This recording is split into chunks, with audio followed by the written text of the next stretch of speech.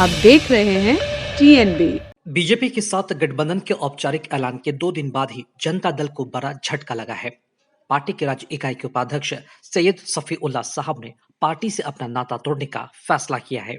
शफीउल्लाह ने जेडीएस कर्नाटक अध्यक्ष को लिखे अपने इस्तीफे में कहा, ये बताना चाहूंगा कि मैंने समाज और समुदाय की सेवा करने के लिए कड़ी मेहनत की है और पार्टी की सेवा की है, क्योंकि हमारी पार्टी धर्मनिरपेक्ष साख पर विश्वास करती है और उस पर कायम रहती है। पर अब जब हमारे नेता कुमार स्वामी ने बीजेपी के साथ हाथ मिलाया तो मैंने खुद को पार्टी से बाहर रहने का विकल्प चुना है।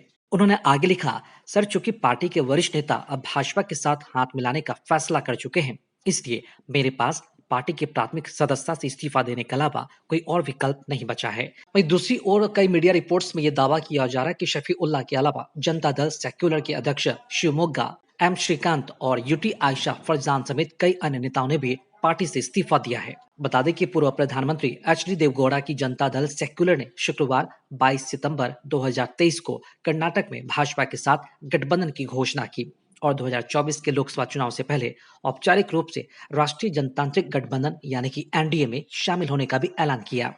जेडीएस नेता और कर्नाटक के पूर्व मुख्यमंत्री एचडी कुमार स्वामी ने दिल्ली में केंद्रीय गृह मंत्री अमित शाह और भाजपा प्रमुख जेपी नड्डा से मुलाकात के बाद यह घोषणा की। जेडीएस ने 2019 के लोकसभा चुनाव में कांग्रेस के साथ गठबंधन किया था। हालांकि इस चुनाव में दोनों को हार का सामना करना पड़ा। भाजपा ने तब कर्नाटक में 28 में से 25 सीटें जीती थी। इसके अलावा भाजपा समर्थित एक निर्दलीय उम्मीदवार ने मांड्या निर्वाचन क्षेत्र से जीत हासिल की थी। लोकसभा चुनाव के मद्देनजर कई पार्टियां एनडीए से हाथ मिला रही है, तो एनडीए को झटका भी लग रहा है। केंद्रीय मंत्री ज्योतिरादित्य सिंधिया के वफादार और प्रभावशाली नेता प्रमोद टंडन शनिवार यानी 23 सितंबर को कांग्रेस में फिर से शामिल हो गए। इससे चुनावी राज्य मध्य प्रदेश में एक ऐसे नेता की संख्या 6 हो गई है। इंदौर निवासी प्रमोद टंडन भारतीय जनता पार्टी के प्रदेश कार्य समिति के सदस्य थे और उन्होंने हाल में बीजेपी छोड़ दी थी। टंडन और बीजेपी से नाता तोड़ चुके 2 अन्य स्थानीय नेताओं रामकिशोर शुक्ला और दिनेश मल्हार को इंदौर में शनिवार को कांग्रेस के प्रदेश अध्यक्ष कमलनाथ की मौजूदगी में आयोजित कार्यक्रम के दौरान पार्टी में विधिवत रूप से शामिल किया गया। बीजेपी से मोहभंग होने पर कांग्रेस में लौटने वाले प्रमोद टंडन ज्योतिरादित्य सिंधिया और उनके दिवंगत पिता माधवराव सिंधिया के वफादार समर्थकों में गिने जाते रहे हैं। वहीं उन नेताओं में शामिल थे जो वर्ष 2020 में ज्योतिरादित्य सिंधिया के सरपस्ती में कांग्रेस छोड़कर बीजेपी में शामिल हो गए थे।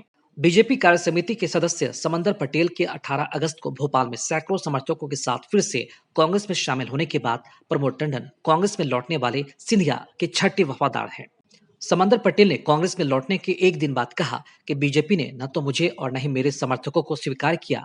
उन्होंने आरोप लगाया कि बीजेपी के नेताओं ने मुझे किसी भी समारोह में आमंत्रित नहीं किया, जबकि मैं बीजेपी कार्य समिति का सदस्य था। इसके बजाय मेरे समर्थकों को झूठे मामलों में फंसाया गया और आर्थिक रूप से कमजोर किया गया। अब देखना दिलचस्प होगा कि जैसे जैसे लोकसभा चुनाव नजदीक आते हैं, मध्य प्रदेश में बीजेपी को और कितना बड़ा झटका लग सकता है और पार्टी के कितने ऐसे और नेता हैं जो असंतुष्ट चल रहे हैं और कांग्रेस का दामन थाम सकते हैं। बाकी ऐसे खबरों में अपडेट बने रहने के लिए देखते रहिए टीएनबी। साथ ही हमारे वीडियोस को लाइक करें, शेयर करें और हमारे यूट्यूब चैनल टीएनबी को सब्सक्राइब करना ना भूलें।